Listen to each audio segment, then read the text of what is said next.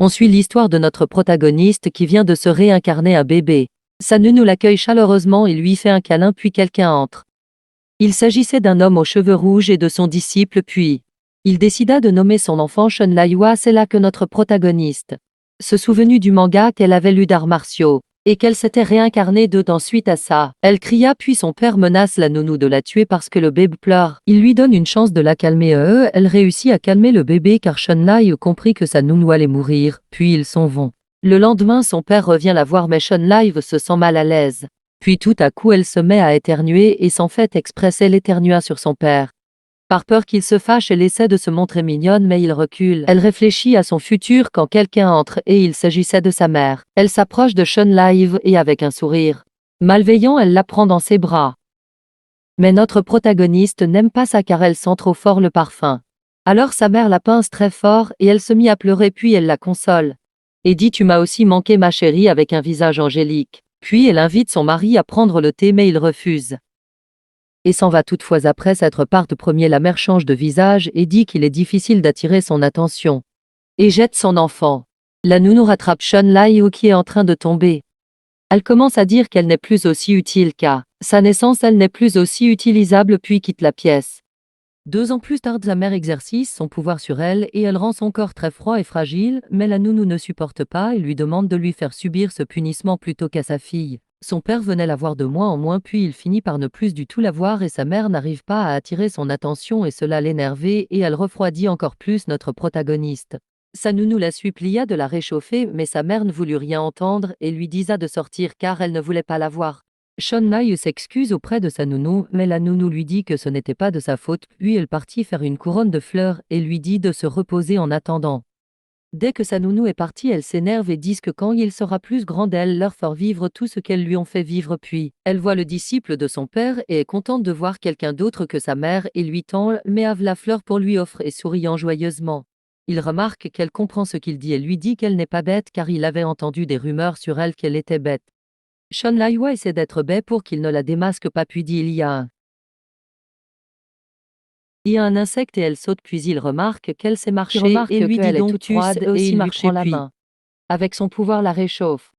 Puis il esquisse un sourire sur son visage et dit bienvenue à enfer à ce moment-là. Le visage de Shun Lai s'assombrit, elle s'énerve et le pousse puis elle commence à le frapper et elle l'insulte dans sa tête mais au moment où elle allait le cogner à la tête elle l'embrasse sans faire exprès, ils sont tous les deux choqués. Alors il se lève en la poussant et la regarde en air dégoûté. Quelques jours plus tard, il revient lui parler mais notre protagoniste lui dit de se décaler car il cache le soleil et qu'elle a froid. Puis il lui dit de lui donner sa main, il va la réchauffer puis avec son pouvoir la réchauffe, notre protagoniste se sent mieux. Puis elle lui dit qu'elle se sent mieux et de pas se sentir mal pour aller, il s'énerve et t'en va furieux. Puis quelques minutes après la nounou revient avec une couronne de fleurs et Shun Lai la met sur sa tête et sourit puis elle rentre. Puis on voit que des personnes l'observaient et qu'il questionnait le disciple de son père sur son état puis le disciple répondit qu'il avait qu'à lui passer la question mais ils ont dit qu'il aurait bien aimé, mais c'est impossible car ils sont nommés les 10 démons. Puis 2 ans passèrent et nous retrouvons ce disciple du père de Shun Lai qui cultive son que premier puis il sort de la pièce d'entraînement et va voir son maître et lui dit que sa fille est en danger alors il s'énerve et lui demande pourquoi c'est que maintenant qu'il lui dit. Puis il sort de la pièce en premier nous voyons ensuite la mère qui est en colère contre notre protagoniste car Sud-Ouest Chine augmente plus, elle demande à la nounou de lui donner Shun Lai mais la nounou refuse et la mère lui ordonne de faire ce qu'elle a dit. Puis notre protagoniste ferme les yeux et se rappelle de sa vie antérieure où son père battait sa mère et son bébé qu'elle ne pouvait rien faire quand elle rouvrit les yeux et trouva que sa mère ressemblait à son père dans sa vie antérieure. Puis sa mère arracha notre protagoniste des mains de la nounou et la lança violemment sur le mur et elle se mit à saigner puis la nounou accourut aussitôt la mère voyant qu'elle saignait appelle sa servante.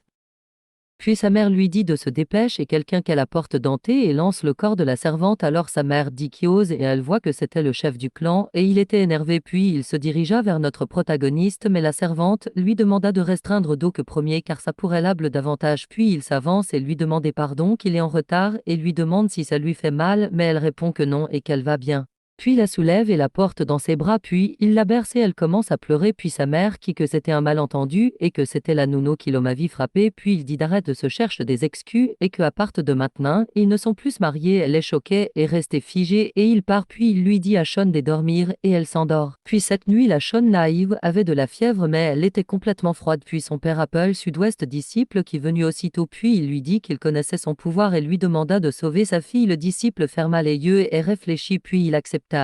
Son disciple lui dit qu'il faut nettoyer les veines dans son corps et lui demanda la permission d'utiliser le produit et son père dit puis le disciple part. Le père met sa main sur le front de sa fille puis il s'apprêterait à partir quand Sean Lai l'attrapa en lui demandant de ne pas partir. Puis elle attrape la main de son père et sourit chaleureusement puis il veille sur elle jusqu'à qu'elle s'endorme puis le lendemain matin elle se réveille et voit sa nounou qui lui a apporté de l'eau et de la soupe puis notre protagoniste en manquant demande où est sa mère et la nounou évite la question et lui dit de venir prendre un bain. Puis Sean Lai trouve que l'eau a l'air trop chaude puis elle s'approche et voit son reflet dans l'eau et constate que ses yeux ont changé de couleur et est choquée. Cet après-midi la Sean Lai se promenait quand elle aperçut sa nounou elle l'appela mais elle ne répondit pas alors elle en déduit qu'elle était trop loin pour être entendue puis une ombre apparut derrière elle. Elle lui demanda qui il était puis il lui tend une perle elle la prend puis l'observe et le remercia chaleureusement puis tout content il lui dit que si quelqu'un l'embête elle n'a qu'à lui jeter ça sur la figure et elle lui demande ce qui se passerait et il lui que ça explosera et elle reste figée sur place. Puis pour le remercier du cadeau elle lui offra des fleurs en souriant puis dit que ces fleurs lui vont très bien puis content il s'en va courant et sa nounou arrive et lui demande qui lui a donné ça elle dit que c'est un papy tout rouge. Puis elles s'en vont puis on voit quelqu'un les observer puis on voit le papy et il se vante qu'elle lui a donné des fleurs puis un autre se moque en disant qu'elle lui a offert une bague en fleurs puis le papy en rouge fait tomber les fleurs et l'attrapa puis ils se disputent. Puis quelques jours plus tard on retrouve notre protagoniste assise sur le rebond d'une fontaine et qui fait une couronne de fleurs puis quelqu'un arrive et elle ne l'avait pas vu et ça l'effraie puis il lui demande pardon pour lui avoir fait peur et lui demande de lui donner sa main. Puis elle lui donna sa main avec un sourire chaleur et il lui prit sa main et lui demande pourquoi elle lui a donné sa main car il pourrait la blesser mais elle se dit dans sa tête qu'elle ne pouvait pas lui dire qu'il ressemblait à un grand-père qui vivait à côté de chez elle et qui était très gentil alors elle lui dit que c'est parce qu'elle l'aime bien et il est très touché par ses paroles. Puis il lui transfère un peu de son pouvoir et elle se sent mieux puis il lui donne une branche glacée en cadeau et lui dit qu'avec son pouvoir de glace, elle peut transmettre son énergie de glace dans le branche et il pourra faire fleurir des fleurs de glace et il lui dit qu'elle peut les vendre et qu'elles coûtent cher alors mes yeux de notre protagoniste s'illuminent et elle pense à Margent qu'elle peut se faire et elle saute sur me papy puis l'embrasse sur la joue.